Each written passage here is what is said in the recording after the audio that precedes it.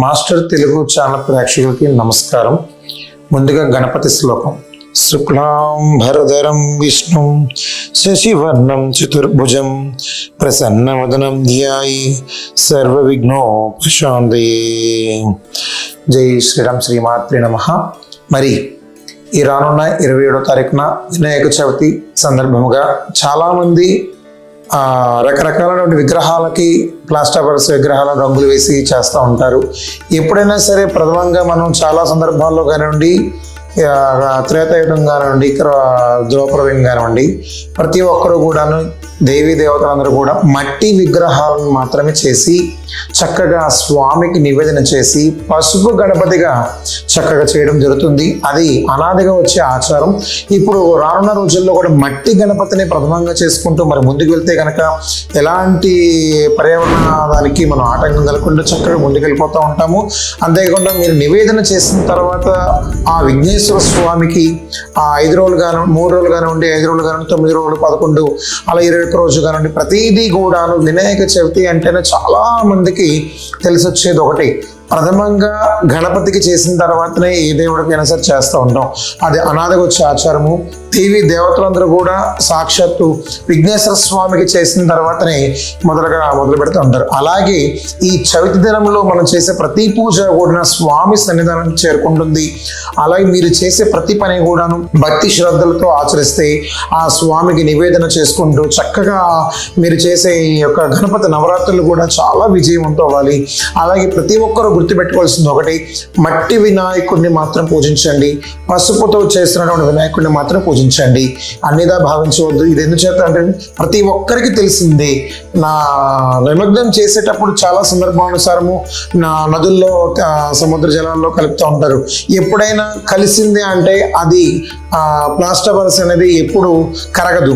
అది మట్టి వినాయకుడిని కానీ పసుపు గణపతిని కనుక చక్కగా గంగలో నిమగ్నం చేస్తే చక్కగా ఆ స్వామి 5 నుంచి 10 నిమిషాల్లో ఆ స్వామి చక్కగా నిమగ్నం అయిపోతూ ఉంటాడు.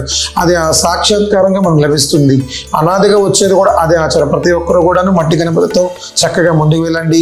అంతేకాకుండా మీరు చేసే ప్రతి పూజ కూడా ఆ స్వామికి చేరుతుంది. ప్రతి నైవేద్యం కూడా ఆ స్వామికి చక్కగా నైవేద్యాలతో ధూపదీప నైవేద్యాలతో సమర్పిస్తే కనుక ప్రతి ఒక్కరికి కోరికలు తీర్చేటువంటి ప్రథమ గణపతిగా, జంబో గణపతిగా ఆ స్వామి మీకు దర్శన భాగ్యం ఇస్తాడు. చాలా మంది వినాయకుడికి నైవేదన ఏం చేయాలి, నివేదన ఏది పెడితే ఆ స్వామి తీసుకుంటాడు, చక్కగా ఆరగించేటువంటి సందర్భం కూడా ప్రతి ఒక్కరికి చాలా కొన్ని సందర్భాలు రకరకాల పిండి వంటలు చేస్తూ ఉంటారు. చాలా మంది తెలిసిన విషయం ఒకటి, వండ్రాళ్ళు. అది చాలా అంటే చాలా స్వామికి ప్రతిపాత్రం. అంతేకాదు గరికతో కనుక మీరు కనుక చక్కగా స్వామికి ఓం గం గణపతి అయినా చక్కగానే ఆ గరికతో కనుక చక్కగా స్వామి వారి పాదాల దగ్గరికి వేసి ఉండ్రాలు సమర్పించి బెల్లములతో చక్కగా అటుకు బెల్లంతో కనుక స్వామి నివేదన చేస్తే ఆలతాలికలు, దాంట్లోనే మీరు చాలా మంది తెలిసింది దాన్ని హారతి అంటారు.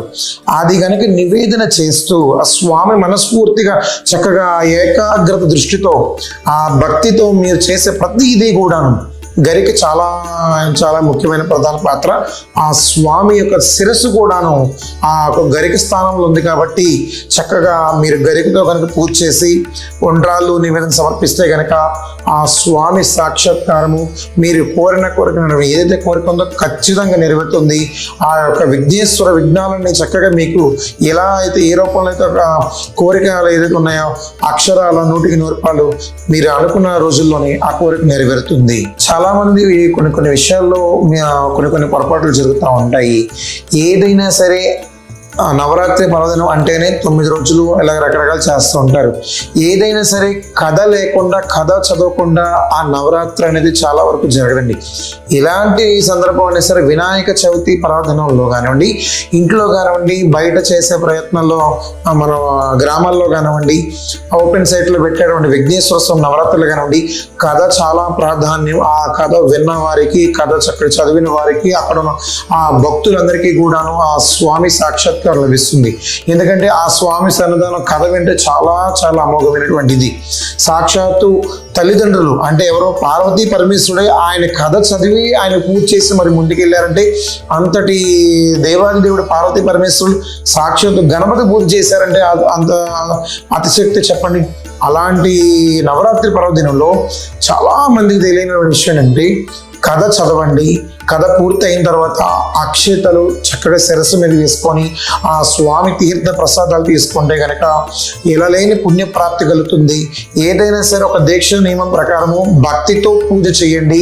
ఆశ్లేష నృత్యాలు పెట్టకుండా చక్కగా ఆ యొక్క ప్రాంగణం అంతా కూడాను భక్తి భారంతో చక్కగా మీరు ముందుకు వెళ్తే కనుక ఆ గీతాలాపన చేసుకుంటూ దేవుళ్ళ పాటలు పెట్టుకుంటూ చక్కగా చేసుకోండి.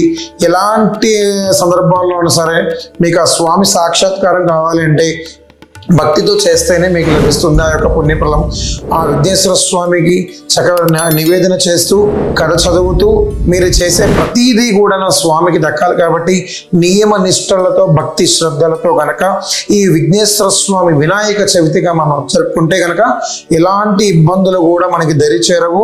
ఎలాంటి పుణ్యప్రాప్తి కావాలని సాక్షాత్ పార్వతీ పరమేశ్వరుడు మీ ముందు కూర్చుని చక్కగా ఆలకిస్తారు. మీరు చదివే ప్రతి కథ కూడాను దేవాది దేవతలందరూ కూడాను మీ పక్కనే ఉండి చక్కగా ఆ విఘ్నేశ్వర స్వామి కథ వింటారంటే ఆలోచించండి. ఆ కథ చదివేటప్పుడు దేవతలందరూ కూడా చక్కగా దర్శన భాగ్యం కలిగిద్దంట. ఎందుకంటే విఘ్నేశ్వర స్వామికి కథ ప్రాధాన్యము, అది చేసేటువంటి నియమంగా అఖండం వెలిగించుకొని చక్కగా మరీ ముందుకు వెళితే ఎలాంటి ఇబ్బందులు లేకుండా చక్కగా సదావుగా మీరు అనుకున్న కోరికలన్నీ కూడా చక్కగా సదావుగా సాగిపోతూ ఉంటాయి. ఆ దేవాది దేవులందరూ కూడా మీ పక్కనే కూర్చొని మీరు చేసే ప్రతిదీ కూడా ఎలాంటి కార్యక్రమం సరే ఆ దేవుడికి సంబంధించిన కళ్యాణాలు కావచ్చు, కంకణ ధారణలు కావచ్చు, ఆ చవితికి సంబంధించినటువంటి అష్టోత్తరాలు కావచ్చు, అభిషేకం గురించి కావచ్చు, రకరకాలైనటువంటి ఆ స్వామి చరిత్రలు ఉన్నాయి. ఈ విన్న వారికి చక్కగా చూసిన వారికి అది దాని యొక్క స్మరించి తీర్థ ప్రసాదన చేసుకున్న వారికి ప్రతి ఒక్కరికి కూడాను ఆ విఘ్నేశ్వర స్వామి అన్ని సకల శ్రేష్టాలతో చక్కగా మీరు అనుకున్నట్టు ఆ స్వామి సాక్షాత్కారం లభిస్తుంది. ఆ విఘ్నేశ్వర స్వామి అన్ని విఘ్నాలకి అధిపతి కాబట్టి అంత పరమేశ్వరుడు మీ పక్క నుండి ఆ యొక్క కళ్యాణాన్ని కూడా జరిపిస్తూ ఉన్నాడు. కాబట్టి ప్రతి ఒక్కరు కూడాను ఒకటి బాగా గుర్తుపెట్టుకోవాల్సింది, విఘ్నేశ్వర స్వామికి చాలా ప్రీతి పాత్రమైనది ఇంకోటి ఉంది. మొట్టికాయలు అనుకున్న చక్కగా గుంజీలు తీసిన ఆ స్వామి పులకరించిపోతాడు. అది చాలా మందికి తెలీదు. ఆ మొట్టికాయలు అనేది చాలా మంది అపరాధ నమస్కారం అంటే చాలా మంది అనేది కొన్ని సందర్భాల్లో లంపలు వేసుకుంటారు. లంపలం అనేది చక్కగా రెండు చేతులు కూడా ఇలాగ అనుకున్న తర్వాతనే మొట్టికాయలు ఇలాగన్న తర్వాత గుంజీలు తీసిన తర్వాతనే ఆ స్వామి మీకు అనుగ్రహం ఖచ్చితంగా లభిస్తుంది. కాబట్టి ఈ యొక్క విఘ్నేశ్వర స్వామికి ఈ వినాయక చవితి రోజున చక్కగా మీరు అనేది కూడా సమకూర్చుకొని బాజా భజంత్రీలతో మేళతాళాలతో చక్కగా స్వామివారి సన్నిధానానికి తీసుకొచ్చి ఆ కథ విని ఆ యొక్క చవితి పర్వదినం రోజున అక్షతలు తల మీద వేసుకొని తీర్థ ప్రసాదాలు స్వీకరించి ఆ చవితి ప్రతి ఒక్కరికి కూడాను విన్న వారికి కానివ్వండి, చూసిన వారికి కానివ్వండి ఆ విఘ్నేశ్వర స్వామి సాక్షాత్కారం లభిస్తుందని మరి ఈ యొక్క చవితి పర్వదినంగా ముందుగా తెలియజేస్తున్నాను. మరి ఇప్పటి వరకు చాలా సందర్భాల్లో మాస్టర్ తెలుగు టీవీ ఛానల్ వారు ప్రతి ఒక్కరికి కూడా ఎంతో కొంత ఆసక్తికరమైనటువంటి సంస్కృత పరంగా కానివ్వండి, సాంస్కృతిక దాంట్లోనే వెళ్తూ దేవాలయాలకు సంబంధించినటువంటి ప్రతిదీ కూడా ఆధ్యాత్మికంగా మన ముందుకు తీసుకొస్తున్నారు. ప్రతి ఒక్కరు కూడా దీన్ని మీరు సబ్స్క్రైబ్ చేసుకొని ఈ యొక్క ఛానల్ ఫాలో అవుతూ మీరు తెలుసుకోవాల్సినవి కానివ్వండి, రాశి ఫలాల గురించే కానివ్వండి, మన ఆస్ట్రాలజీ పరంగా కానివ్వండి, ప్రతి ఒక్కటి కూడాను ఈ మాస్టర్ తెలుగు ఛానల్లో మీరు ప్రత్యక్షంగా లైవ్లో చూడొచ్చు. మన ఛానల్ సబ్స్క్రైబ్ చేసుకొని ప్రతి ఒక్కరు ఈ యొక్క ఛానల్స్ షేర్ చేయండి. మీ యొక్క ప్రతిదీ కూడా తెలియని వరకు తెలియపరచండి. ఆధ్యాత్మికంగా ఎవరైనా సరే తెలుసుకోవాలనుకుంటే మాస్టర్ తెలుగు ఛానల్ని సబ్స్క్రైబ్ చేయండి. మీ కేరళ ధనుష్ నంబూదిరి గురుస్వామి.